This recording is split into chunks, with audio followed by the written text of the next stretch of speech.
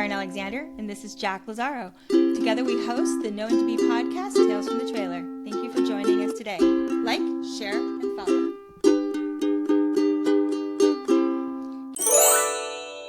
Hey, who's Karyn? Who's Jack? Yeah, so it has come to our attention that we really haven't done that great of a job of telling you, the viewers, who Karyn and I are. And we've decided that this week's episode will be about the inner workings of Jack and Karyn. So without further ado, here is a host-on-host look at the NoNDB podcast, Tales from the Trailer. That sounded a little weird. Host-on-host. Host sounded a little... We'll workshop it. We'll come back later. I hope you enjoy this episode of the NoNDB podcast, Tales from the Trailer. I know that you and I have decided that the best way to start is to start with where people began, where you grew up. So tell us a little bit about your time in beautiful, sunny Southern California. I grew up a child of the industry. I was living in the suburbs of Los Angeles. My mom was a studio hairdresser. She started about 60 years ago, so it's kind of crazy to think about it. So I grew up in the industry. I grew up a carny. Don't really know much else. Went to, the sets and hung out on the trailers and got to experience all the fun stuff. I worked as a background artist, which was crazy sometimes. And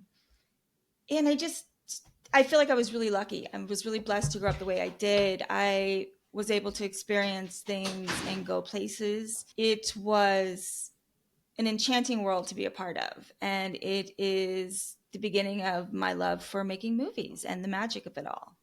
I was not going to be a hairdresser. I really like production. I like the logistics of things. I like the problem solving of things. And at that time, I didn't realize how much of that is involved as a department head for makeup and hair. So I kind of wanted to go into production. And I thought that's where I wanted to be.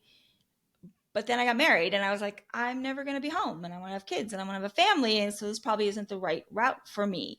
So I actually started working for my stepfather who did mechanical special effects. And I ran his shop. I was, budgeting and scheduling and all those things, payroll, which is always a nightmare. And I really enjoyed it. I had a lot of fun with special effects. It was still very much a man's world though, or I might have thought about going in that direction. But one day I kind of woke up and I was like, what am I doing? I could become a hairstylist. I can work fairly easily. I can get in the union because of the nepotism. And I could start making a good living and having, doing different things. And it did fit within my lifestyle with my husband.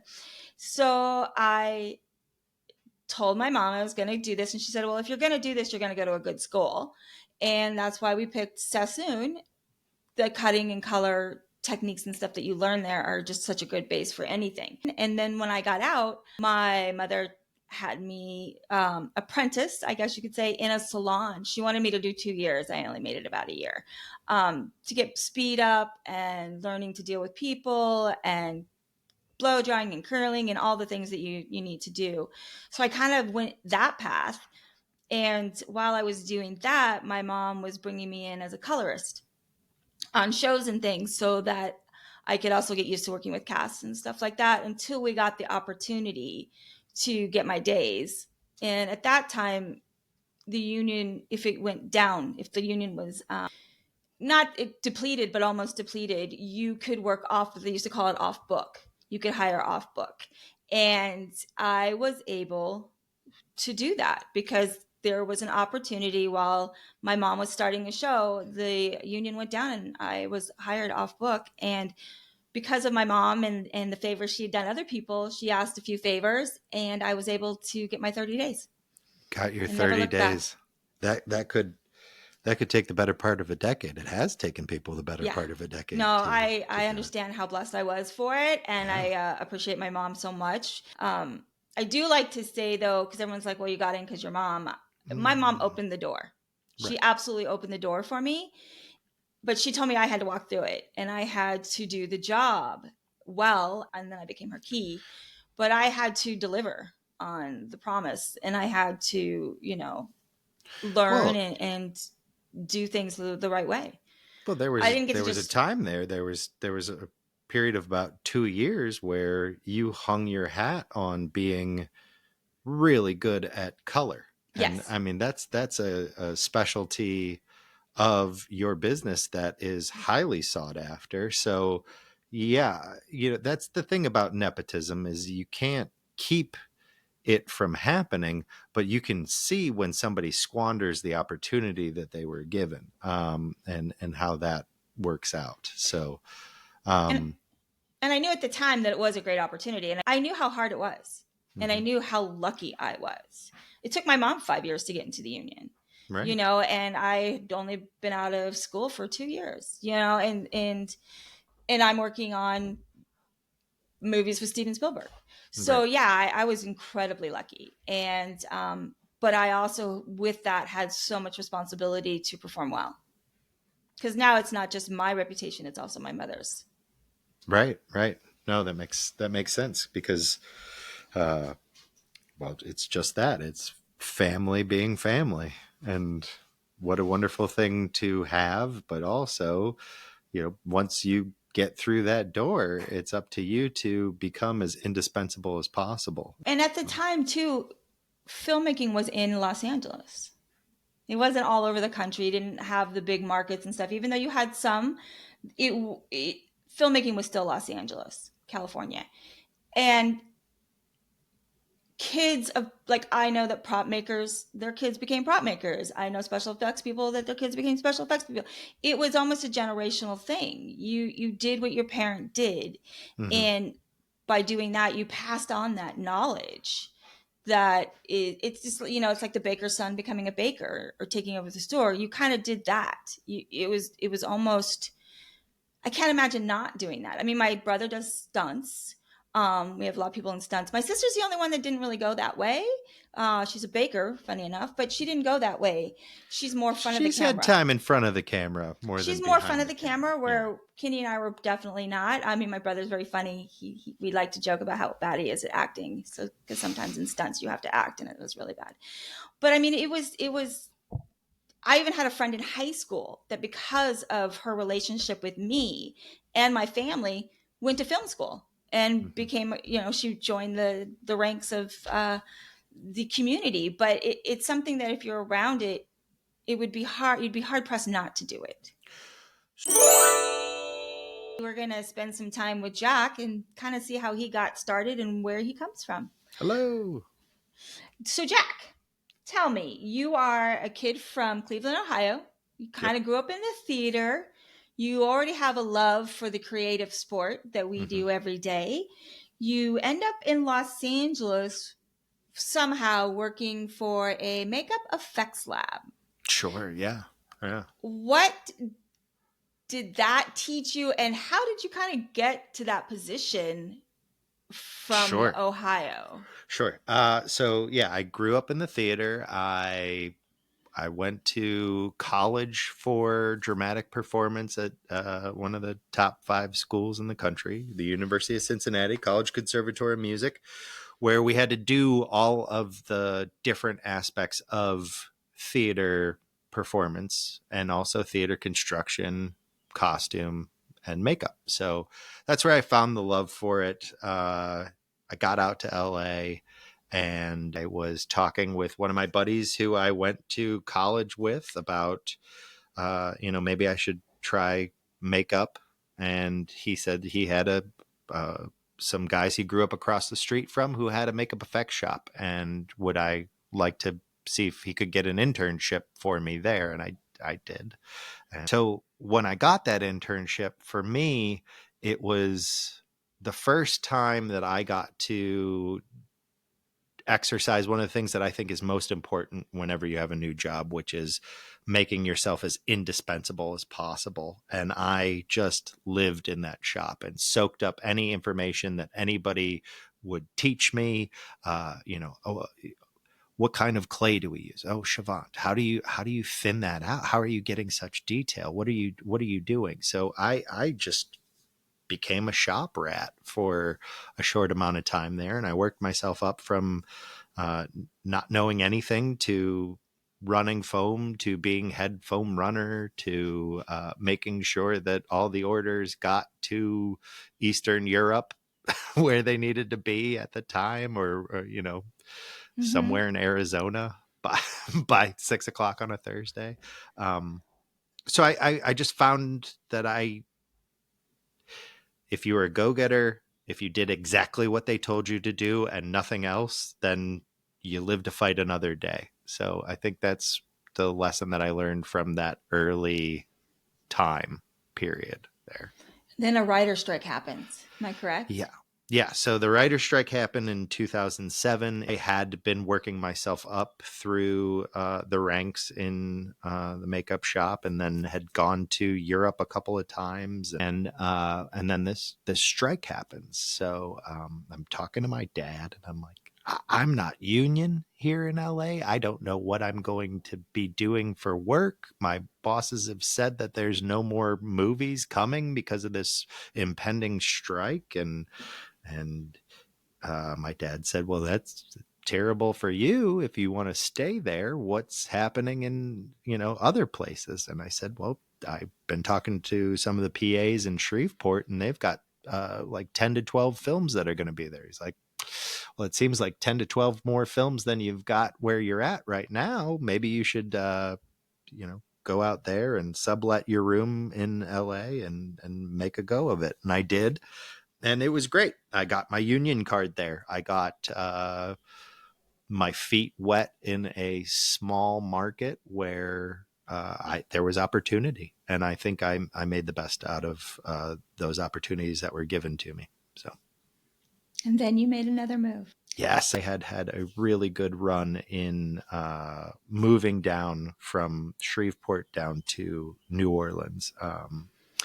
And spent 7 years there. I met my wife there and had just a great time, and a great, first decade or so of filmmaking in Louisiana.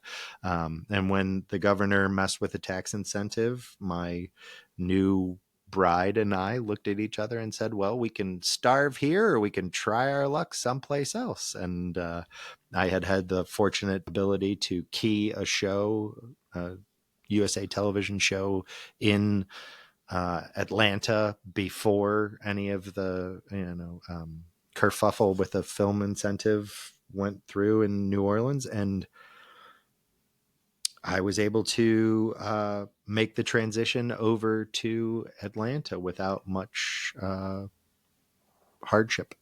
So Casey and our firstborn were in New Orleans while I was here. It was supposed to be 2 months, and it turned into 10 months because we decided that we needed to have a home here, and we couldn't afford a new home. So we were going to get a ramshackle house and rehab it. And that's exactly what we did. So it was just under a year from the time that I moved to Atlanta till my wife and child were able to meet me and join me and start What our was life that here. like, living apart and not being able to see them every day while your young daughter at that time is Yeah. growing and changing? In 2 words, it was the worst. Yeah. There was nothing good about it. Thankfully, I do like to count my blessings. Thankfully, we had FaceTime, and I was never that far away. I know that for about a year after that, it took my eldest daughter and I some time to get back on uh, good footing where she knew that I wasn't just gone, All that the I time. was here, or always a phone call away. So that was its own little level of challenges, but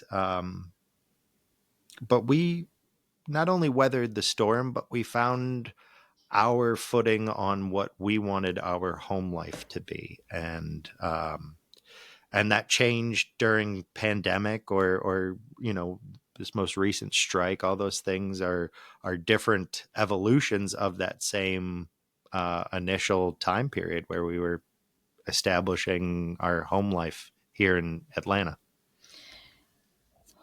Now that you're working a lot, you're going up the ranks, you're going from the tent to the trailer to key, and now department heading. Mm-hmm. What do you like about department heading compared to some of the other things? And you know, is there any advantages that you really enjoy? Sure.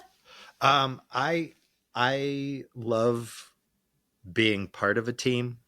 I love being an under soldier who delegates to different units. I mean, I don't Mm-hmm. know how far we want to go with this analogy, but I also do like being the boss because I've had a lot of really great bosses Mm-hmm. who did things amazingly well and wouldn't put up with your nonsense. You're not going to mess around because they're not going to let you mess around, type of thing. And then I've also had people come in and, do a show and they were filled with nonsense and running amok and they thrived on drama. And There's definitely that um, personality, yes. yeah. And then I wouldn't do well during those shows because I'm like, why go roundabout that far out of the way just to End up screw right back somebody here. over? Right. Yeah. It's, the thing that I learned on those shows was who whoever stirs that pot ends up licking the spoon sooner or later, and Yeah. I didn't want to be one of those people. Working with my mom as her key, I was able to learn from somebody who had learned from the people before her. I say that all the time. I feel really, really lucky. I absolutely use my mother's style of department heading with a few different tweaks and things. I was helped, so I always help other people. I try and help people get their days. I try and help them learn techniques. I try and support the craft and to share as much as I can because I learned from some of the best. Mm-hmm. Not only my mother, but the people that she was working with. So, I mean, Susan Schuler was a key for her, and she was monumental in getting me to that point. Um, so, I do believe that now, as a department head, it is my responsibility to teach the next generation. I always say that I'm teaching my key to be a department head, and my key is teaching the third to be a key, and so on and so on and so on, because I want people to succeed and to move on and to move forward and have the opportunities to do things. And I want them to do them in a way that is correct. I know some people probably think it's like old timey, whatever, but I think that the lessons I learned about production and how to be production friendly and how to think about time and just dealing with cast and things like that has served me very well. Was there a person in the beginning of your career that was really influential to you? And do you think you shaped any of your choices off of the things you learned from that person? Sure. I'd say that one of my major mentors is a man named David Atherton. He did great old westerns from my youth, like Dances with Wolves and Tombstone, and he did that personal makeup artist route for a bunch of years, and then by the time I was coming up under him, he would come to Louisiana as a referral from a main actor, and he was the department head, and I just loved working for him. I loved the way he approached everything. He was kind of like a cowboy in himself. He would, if there was, somebody got their jaw blown off, he wouldn't farm that out. He'd go, all right, we're going to do a life cast. Then you're going to bake this in an oven in the back of the honey wagon. We just need 3 good pours. We need Yeah. 3 good pours. All right. That's all we need. If it didn't work out, pull it and you can do runs today until we get that. Being self-reliant, Yeah. knowing, I mean, there were better techniques at the time. There were people doing silicone, but good luck making that on, in the back of a honey wagon, in rural Baton Rouge, Louisiana. That's not going to happen. And to stick with the old school tricks that running foam, mixing up Caro corn syrup blood, that So good. is, I mean, he always had the best tricks, and they were always old school tricks. Yeah. And that has served me, when they're doing tattoo airbrush cover and they're doing 1,000 layers of it, and I do 2 layers of Pax paint and it stays for the day because it's the oldest, cheapest trick in the book. And it's quicker, and it's all these things. It's like, well, are we trying to show off, or are we trying to do the thing that will best service the production to make our day? I learned so many of those things from him. I want to go to the point where you got this wonderful opportunity to start being a personal. Yeah, it's interesting because being a personal was something that everybody always wants, but I hadn't really thought about it. I didn't join the industry to become a personal. I like being a part of the team and the crew. And this opportunity came up for me to work with this amazing actress and be a part of her journey and all of those things. I believe the biggest difference is you are only responsible for one person, and you're limited in the way you're influenced on your own influences to the film. So department heads get to create a whole look. They get to design everyone. They get to do all those things. And as a personal, you only get the one. And hopefully, I was very lucky to work with an actress who wanted to be in character. Sometimes you don't get the opportunities to be as creative because there is a look that person was hired to have. The day-to-day life is a lot easier. You travel better, you stay better, you eat better, all those things. But you are in this little cocoon of a group. I was lucky. There was 6 of us. Makeup, hair. She had an assistant. She had a dialect coach and sometimes a costumer. And we had so much fun. But our world was so different from the rest of the crews. And you don't get to know you're not as much a part of the crew because a lot of the crew kind of keeps you separate because the actor and everything else. So you're a little isolated from all of that. I found that I did miss being a part of a crew. Mm-hmm. But I would never have given up the time that I had. This is the thing that I've heard from the true carnies, the true crew craftsmen, is the when you grow up in the theater, you're there from from curtain to curtain. You get to see the whole thing being made. But when, that joke that the actors have when they're looking through a script, it's bullshit, my part, bullshit, my part, bullshit, my part. That's all you get to create. So yeah, no, I totally understand did you ever just long for but I have thoughts and opinions about other characters too? Yeah, there's times when you want to put your hat in the ring and you're just like, I can't. And we're usually isolated too. You were either in a different part of the trailer that was separate, or you're in your own trailers. So you don't get to be a part of any of that stuff. When you are an attaché to number 1, number 2 on the call sheet, sometimes you get used as a shield or a sword in the upper echelon, the above the line struggles with that number 1 or number 2 on the call sheet, and talent, as we call them. We're the buffer. That's the best word. We're the buffer. Sometimes between the actress and production. The cartilage in the knee. Yeah, and sometimes you're going to take that hit. I also learned as a personal for the actress that I was working for, she didn't want us to be a problem. She didn't want us to be the issue. Production would slow down.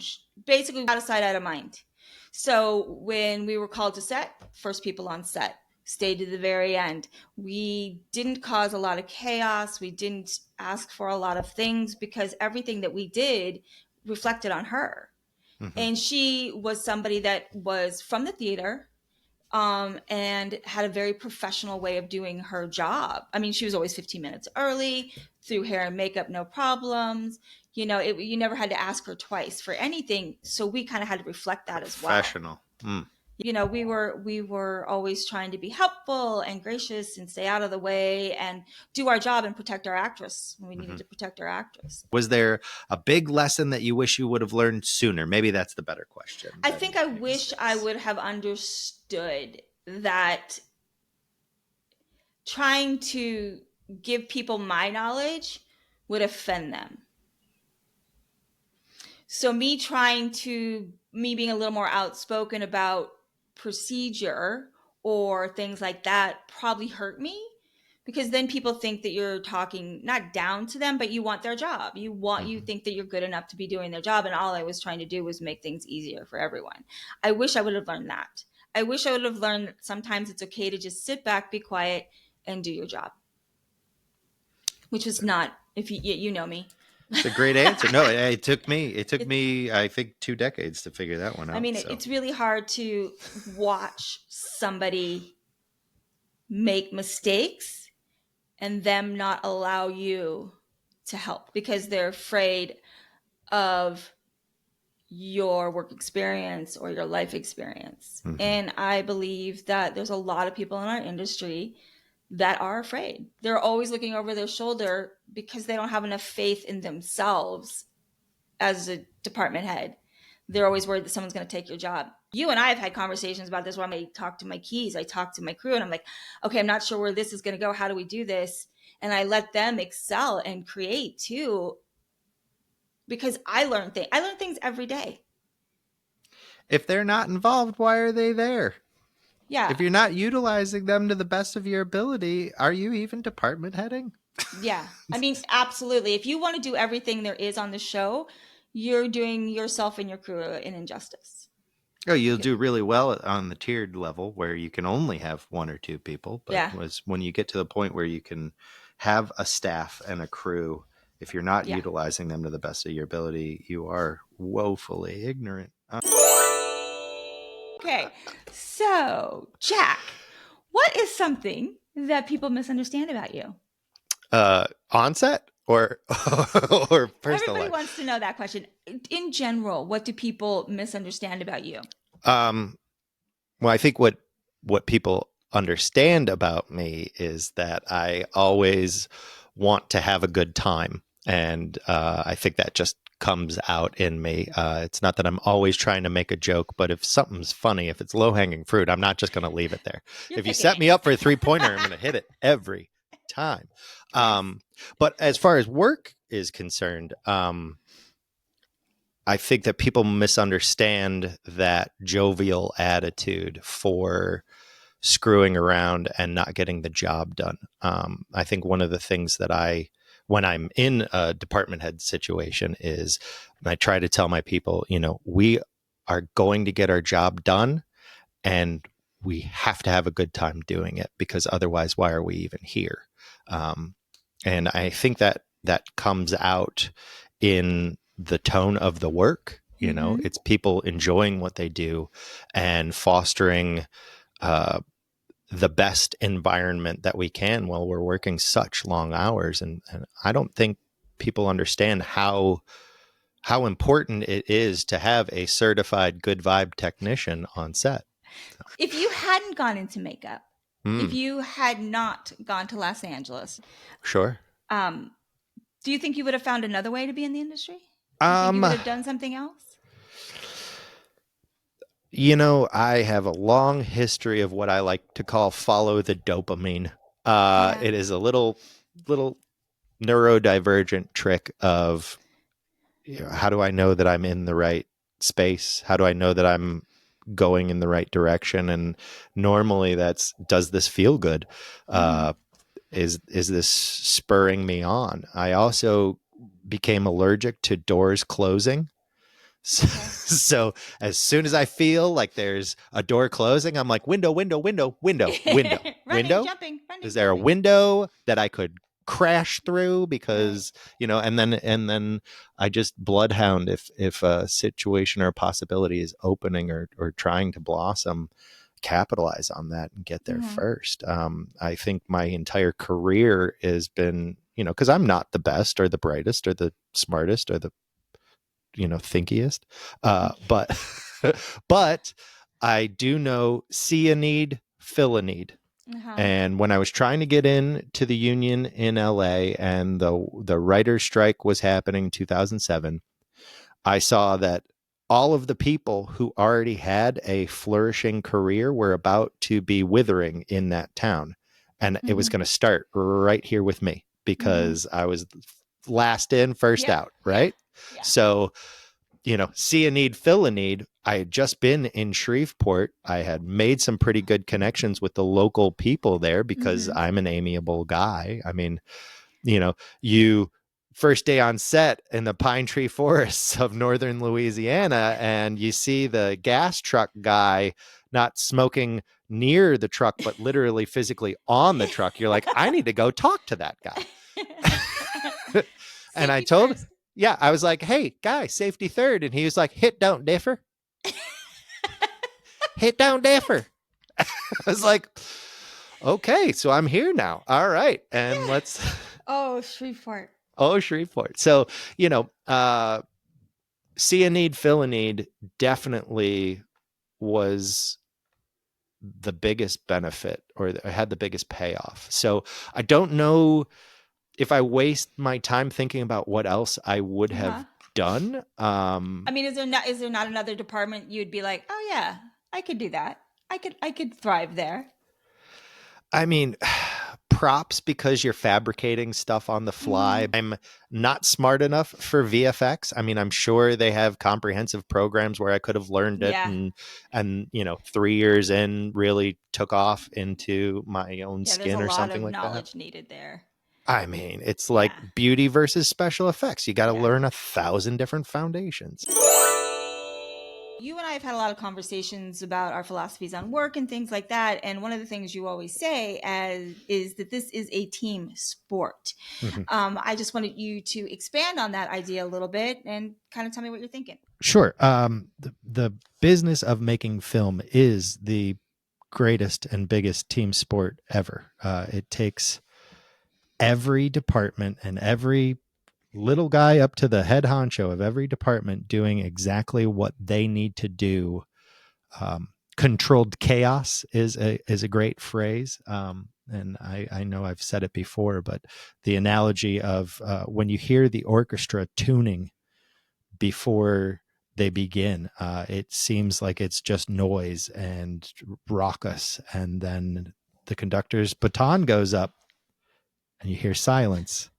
And then they go into some of the most beautiful music that you've ever seen. And if that's not a good analogy for the film business, I don't know what is. I kind of feel like it's a perfect one Yeah. because that controlled chaos, that energy that we do when we're setting up shots and everybody is moving in sequence, it is noisy, but in yet it's in some ways it's not because everyone's talking through headphones and stuff.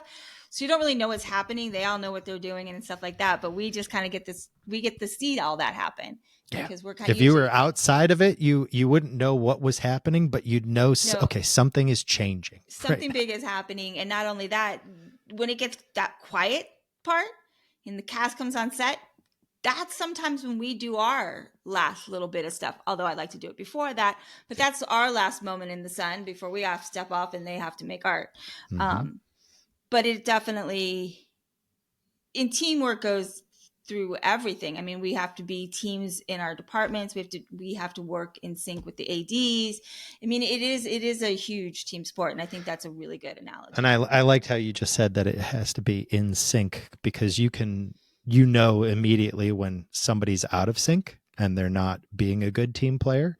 You also know where like a situation is out of sync, and normally we have all of our crap together, but for this specific instance, we need everybody on set to help us with This. X, Y, or Z. And then everybody comes out of the woodwork to help solve that problem. And if that's not an extension of the team sport mentality, I don't know what is. It's actually one of the things that keeps me coming back for more, because I might not know everybody's name on set, but I know what they do and I know how they've helped me over time, Yeah, I time mean, and time again.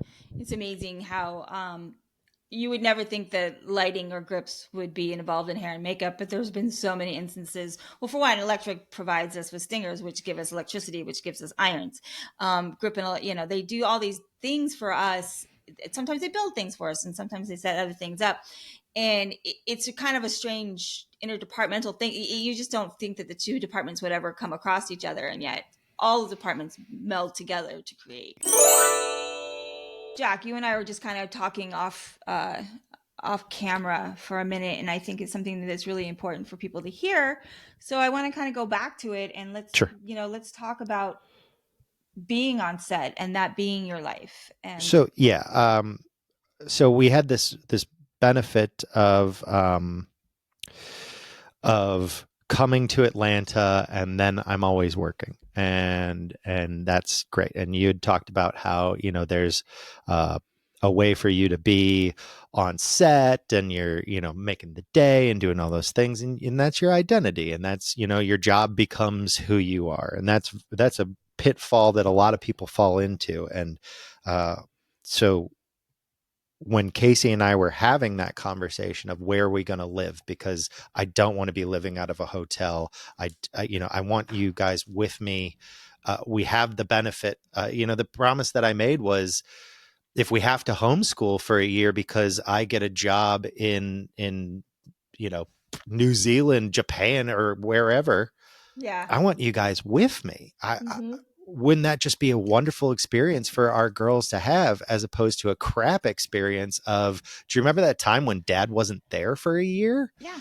I Um, mean, those are good things to do, and those are now it's a lot easier to be able to do that and stuff. But do you think that having nothing to fall back on, that sure. your time, all your time is put into, and all your identity is put into the person that is on set, that Yes. is working So in this if industry? you look at the last 5 years, what a lesson in humility, right? You could be at the top of your career. You could be over in Prague shooting a new Marvel series for a new platform called Disney Plus, and it could be March 13th, 2020, and you have to get Casablanca out of that situation, Mm-hmm. and then sit for the next year and a half at home. And if I didn't have my family then, if I didn't have, my self-worth pinned to who I am, the works that I do, and Yeah. the way that I conduct myself and my relationships with my family, that would have been such a headspace. I don't know that I would have done well in there. And then, Yeah, I because you mean, really how is don't that for have you? anything to fall back. I mean, I was very lucky because I spent it with my mom and my stepfather and my sister, and we all lived in one house at a lake. Mm-hmm. And I also know that I am separate from my work.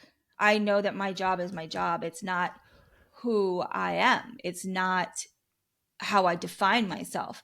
And to be honest, that year was amazing for me. It Mm-hmm. was the first time in my life, as a person that grew up in this industry, that I was not waiting for the phone to ring. I was not looking for a job. I was not worried about my mom having a job. I was not worried about having a job because nobody had a job. Right. It was the first time I didn't have to think about it. And because we live our life going from job to job to job, and again, the phone is always going to ring. You're always going to do it if if you're good at your job. I have faith in all that. But it is always in the back of your mind. You get that phone call from somebody, you don't know who it is, and it's like, oh, is it a production company? Or when my agent calls me, I'm like, oh, does he have something for me? For a year, I didn't have to think about it. Right. And it was also the last year that my stepfather was alive. He died in September of that year, not from COVID, but from heart complications. So we had just spent, the last, I don't know, 6 months just being and What a having, blessing. it was really lucky that we got to do all that. But when I got to go back to work, I was really happy to go back to work because this year has been harder for me. Mm-hmm. And I think it's because I had just finished an experience that was amazing, Mm-hmm. that I loved the crew, that I loved my job, that I felt appreciated. So this year's felt a little more lacking. I felt it's almost sadder in some ways because it's like I was really there. I was at working at the level I wanted to be at. Mm-hmm. And now it's just, you kind of deflated a little bit. I know we'll Yeah. get back there, and I know that those will happen again, but you feel like it was like you were reaching for the gold and someone slapped your hand and said, no, you're going to sit on your couch for a year. Right. And right after we had just done that with pandemic. So, had I not had a thriving family life and a sense of community around this lake and around our little city here, had we not done all of that legwork previously, that I would have gone through, I always go through the post-show blues, but I would have done a double bout of depression with, the death of my brother and then all the rest of it added on to it. And it was only because of the legwork that we've done with our family and how we approach our lives that, I fear for some of the people in our business that didn't have anything and only have a sense of worth or value when they're on set and haven't carved out a true home life for themselves, a passion project, a hobby, any of those things. I always, when people come to work for me that are new, and I always try and give them knowledge, and this is how, listen to the old timer, kid, let me help you here. There's a couple things I always say. One is have something else, have another way to make money. And two is don't let this define you. Don't let this be who you are. Again, it goes back to this is my job. This is not who I am. I see people that define themselves by work, and I guess that works for them or whatever. I don't understand it because I can't. I can't imagine my whole worth being wrapped around the show I'm working on. And that feeling that must be dark and lonely when you get to the place where you're not working on a show. I mean, money coming in is very nice. I miss it. Someday. I miss it so much. I miss it so much. There's so many things I want. No, I hear what you're saying. I do. It is, I think, I've said it. It's like when we started working after COVID and we came back and it was 10 hours bell to bell. And you got home at 6:00. Well, you went to your family, and that's amazing. I was like, oh my God, I don't know what to do with myself because I'm usually at work. And it wasn't because work is all I had. It was just like, I'm living in an apartment in Atlanta. I have my home here, but I don't, you know what I mean? You're like, is this what people that work 8 hours think? Like they go out to dinner. I mean, it was so weird. We're like, we could go out to dinner tonight. You're like, I can see a movie. You don't know what that's like until you have it. And now it's slowly being taken away. But I hadn't, my whole adult life, that was not the case. I mean, do I have giant chunks of time off? Yes. And I love that. That's why I do this job. But that 10-hour day was a little weird. That was a little weird. Well, and when you have those chunks of time off, it's never enough where you're like, I'm going to join a pickleball league or any of that because I could get a job tomorrow. I can't then. Oh, they play at 6:00 on Thursdays. I'll never make it. I've wanted to do, there's a, what is it called? Cornhole. There's a cornhole tournament here. And literally my sister and I, we joked that because now it's in the Olympics. Did you know that cornhole's in the Olympics? No. Are they calling it cornhole? I don't know, but it better not be called bag toss. That's sacrilege. I hate that. I'm like, this could be our chance. You and I could go to the Olympics. We could be the cornhole team for the U.S. We joke about this all the time. So she's like, well, let's join the thing. And I'm like, I can't. They do it at 6:00 on Thursday nights. I cannot guarantee for the next 4 months that I have every Thursday night at 6:00 available. I know. And you're just like, but only if I could. Mm-mm. But I think you make good points. I think that the people that don't develop a life outside of our work never get the opportunity to truly live a full life, because you're looking at, it's like you're going for the next, the next hit, the next hit, the next hit. And a lot of it at times is their family is the one that sacrifices, that loses the most. But then life situations seem to rear their head on you when you try to divorce yourself from those situations. I mean, for instance, my brother died, and then I went directly into a job and did not grieve him for the longest. And I know that we've talked about this, but Yeah. it literally, I consider the writer's strike a blessing, because I sat at home, and when am I going to else besides pandemic, am I going to get 8 Yeah. months off? And that was the time where I was actually able to get into a grief share group and deal with my emotions and not take them out on my family, not rage at them because they're the ones who are still here.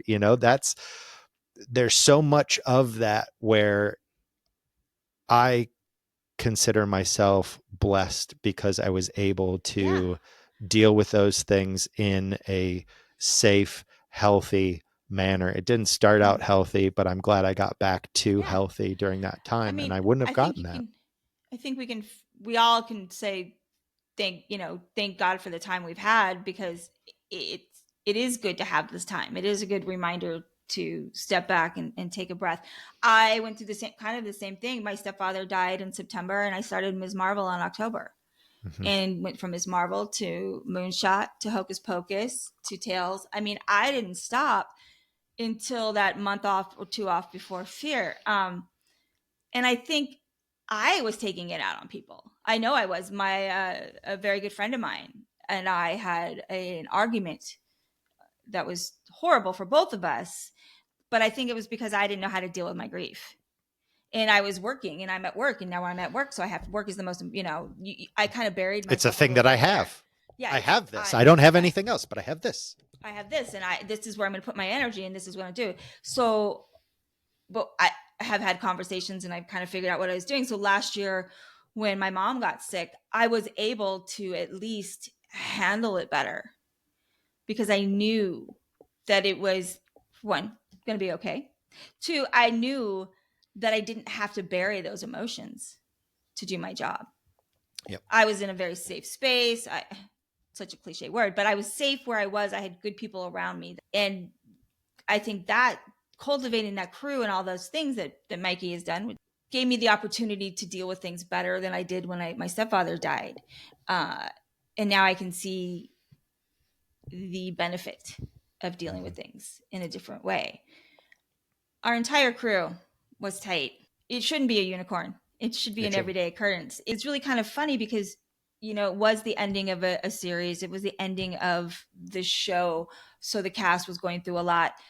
But even though some of the crew had worked together for that part of the series, some people had worked together on the other Walking Dead, some people had worked together on Tales, it was the first time that whole crew came together as one, which is remarkable considering how we all worked together. Because there was, and you and I have had that conversation. We had the conversation with Jenna. There was a respect amongst the crew for everybody else and what they did, which was so wonderful to be a part of. I think that's why I'm like the saddest right now, because it's like I said, I was there. I had it. I firmly believe we will be there again. Sure. But it is when you get those moments when you can have that and your work is fulfilling and still be allowed to have the other parts of your life, the wife, the kids, the family, the vacations, the things, and you don't have to feel bad about any of it. I'm going to strive for that now. I'm going to strive for that unicorn. Now that you know it's possible, then it's the best. This has been an episode of NoNDB podcast. Don't forget to like, follow, and subscribe for more. Listen to where we go next.